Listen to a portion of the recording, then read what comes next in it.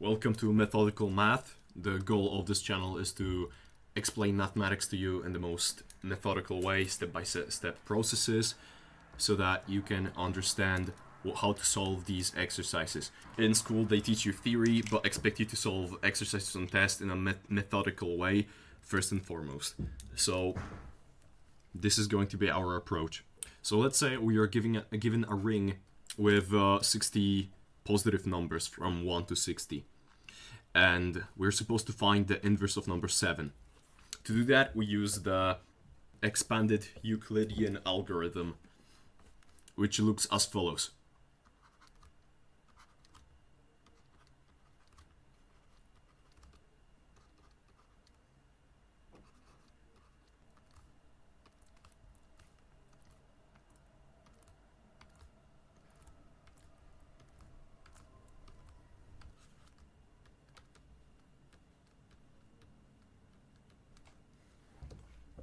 So when our goal is to find the inverse of 7, we will use the expanded Euclidean algorithm, which goes as follows. In the process of utilizing the Euclidean algorithm would go somewhat like that. First thing, you begin with drawing a table and fill it up with what you're given. So for example, in this case, if we're supposed to find the inverse of 7, underneath our A, we'll write down our 7.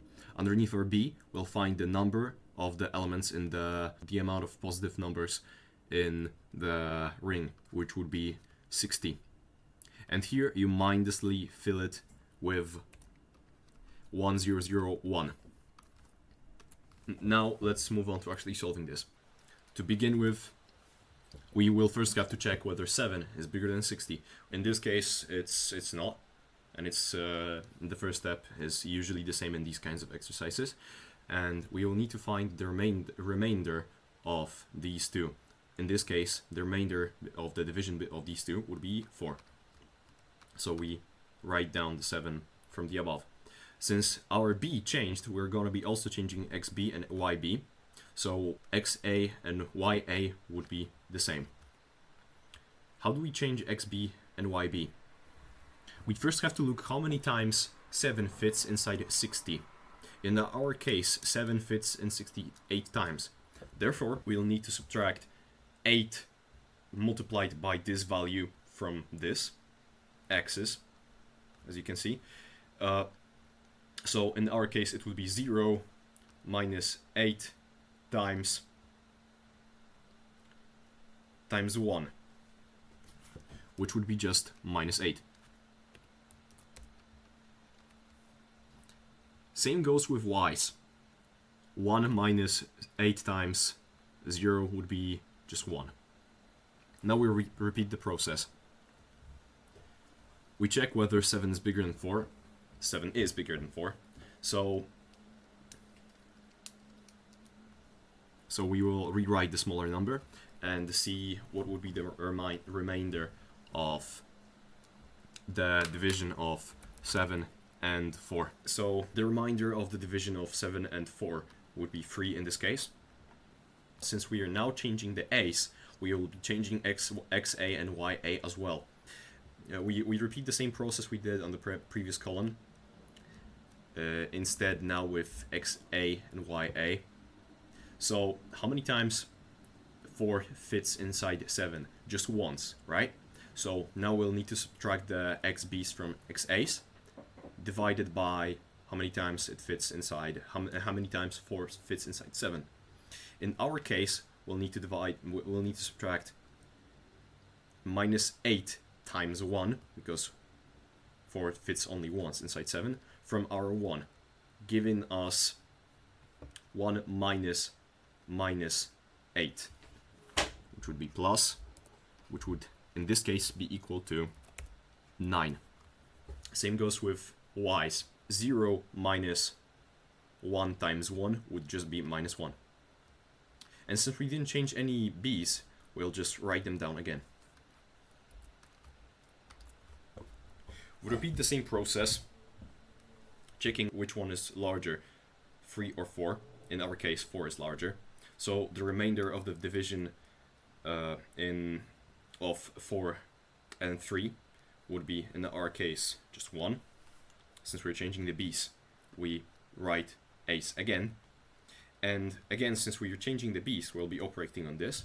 We can rewrite these two columns since they're not changed.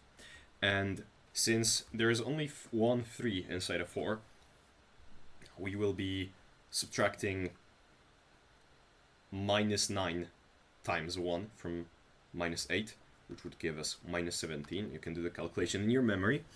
And same goes for our y's. In this case, -1 times 1 would be -2. Our almost final step would be to use a formula, which goes as follows. The number of which we will need to find the inverse of, multiplied by x plus the number of elements in our set, in this case 60, multiplied by y, congruent to 1, since we're using the neutral element, and since we're operating on rings, this will usually be 1. So whenever we are operating on rings, just feel free to put in 1. In our case, our x would be the value from the final column, from the column we last modified, in this case xb, which would be -17. And our y would also be the number of the column we last modified, which would be -2 in our case. Therefore, we are left with 7 times -17 plus 60 times -2 congruent to 1.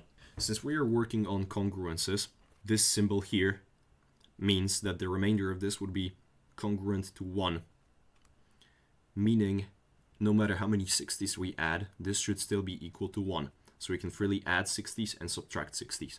Therefore, 7 times -17, removing the 60 part, would still be congruent to 1. And since we don't like working on negative numbers, we can add another 60 to make it positive and still retain the meaning of this. 7 times 43, we added another 60 to make it positive, would still be congruent to 1. So let's move to another exercise. Let's take 60 elements, but we need to find the inverse of 11. To do that, we need to create the table again. And just as in the previous exercise, we'll just write down 11 underneath our A, the number we need to find the inverse of, and 60 as the number of elements in our set. We mindlessly write 1, 0, 0, 1 in the rest and the other columns. So back to the first step. We need to find if 11 is smaller or bigger than 60. In this case, 11 is smaller, as expected. And find the remainder of the division between 11 and 60. The remainder in our case is 5. So we rewrite 11. And since we're changing b, we'll need to change our b's again. We'll rewrite a's because they're not changed. And ask ourselves the question, how many times 11 fits in 60? 5 times, right? So again, we subtract 5 times our 1 from 0, which would be -5. Again, we are subtracting xa from xb, and then again we do the same step on our y's. 1 minus 5 times 0 is still 1. So we repeat the steps. Now 11 is bigger than 5, and the remainder of the division is 1. We modify A and we rewrite B. Since we modified A, we will be working on our A's again. We can rewrite our B's, the columns XB, X, and YB. And 5, it fits inside 11 2 times. Therefore, we'll need to subtract -5 twice from 1. Therefore, 1 minus -10. So 1 plus 10, which is 11. And 0 minus 2, which is -2.